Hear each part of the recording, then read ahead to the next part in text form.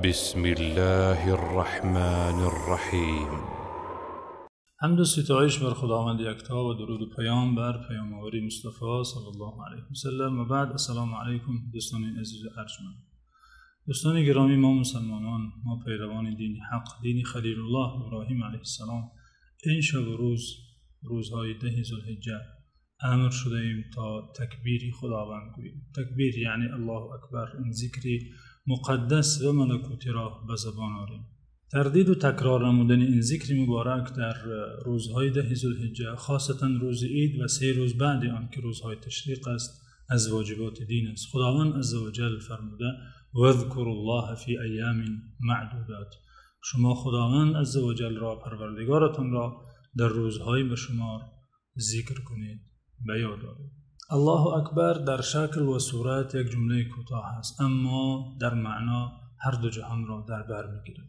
الله اکبر یعنی این رمز اسلام، شعار دین مبین، این ذکر ملکوتی و مقدس که متاسفانه گاها آن را مغرضانه رمزی ترکش و کشتار قرار داده‌اند.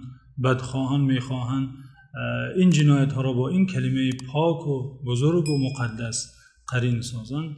خداوند عزوجل خواسته این ذکر مبارک را در این روزها بیشتر و با صدای شنوا تکرار نماییم و او تعالی را به نعمت هدایت و به نعمت این عبادت هایی که در این شبانه روز برای ما میسر کرده قرار داده شکر گوییم. الله اکبر به شکل و صورت یک جمله کوتاه است، در زبان سهل و ساده آسان است، اما اجر و ثواب آن از کوه ها وزن‌تر است. معنا و محتوای آن از بحرها وسیع‌تر است. همگی 2 کلمه است، اما هر دو جهان را در بر گرفته است. الله اکبر این شعار دین اسلام است که ما آن را در همه شب و روزمان تکرار میکنیم. در عیدها آن را میگوییم، به وقت قربانی آن را به زبان میاریم، در اذان میشنویم. به گفتن این ذکر به نماز وارد میشویم و در رکوع و سجود نماز این کلمه را تکرار میکنیم. یعنی خداوند عزوجل خواسته حیات شخص مسلمان، حیات بندهش با این کلمه، در سایه این کلمه، با بوی خوش و معطر این کلمه پر باشد که در همه شب و روزش این کلمه را قرار داده. در هر عبادت گفتن این ذکر را مشروع و امر کرده. الله اکبر یعنی خداوند عزوجل بزرگ است. او تعالی از همه کس و از همه چیز بزرگ و برتر است. مثل او کسی قدرت ندارد، مثل او کسی سلطنت ندارد، قوت ندارد. اراده او گذراست. هیچ کسی مثل او نیست، همتایی ندارد، شریکی ندارد.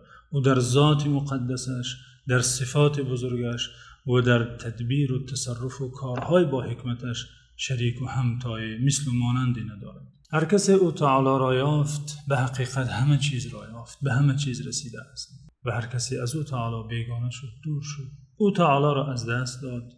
حتی اگر همه چیز هم داشته باشد، به حقیقت هیچ چیز ندارد. کسی به او تکیه کرد قدرتمند است و هر کسی از درگاه او امید کرد حاصلش برآورده گشت و هر کسی به او نزدیک شد، دوست شد، عزیز و گرامی گشت. هر کی با او تعالی دشمنی کرد، میان خود شکست و خود را خوار و ذلیل و زبون ساخت. و هر کی با او تعالی اعلان دوستی کرد، عزیز و گرامی گشت و لذت و حلاوت و سعادت دنیا و آخرت را به دست آورد. الله اکبر یعنی خداوند بزرگ است. پس امر او، فرمان او، رضای او، دین او می باید از هر چیز دیگر بزرگتر و مقدمتر باشد. بنده مؤمن چون به معنای این کلمه عمیق اندیشه کند و مغز مفهوم آن برسد، لذت معنای آن را بچشد، به حقیقت همه چیز به جز خدا در چشم او خرد و کوچک می نماید. علامه اقبال در این مورد میگوید: آنچه میبینی نیرزد با دو جو، از جلال لا اله آگاه شو.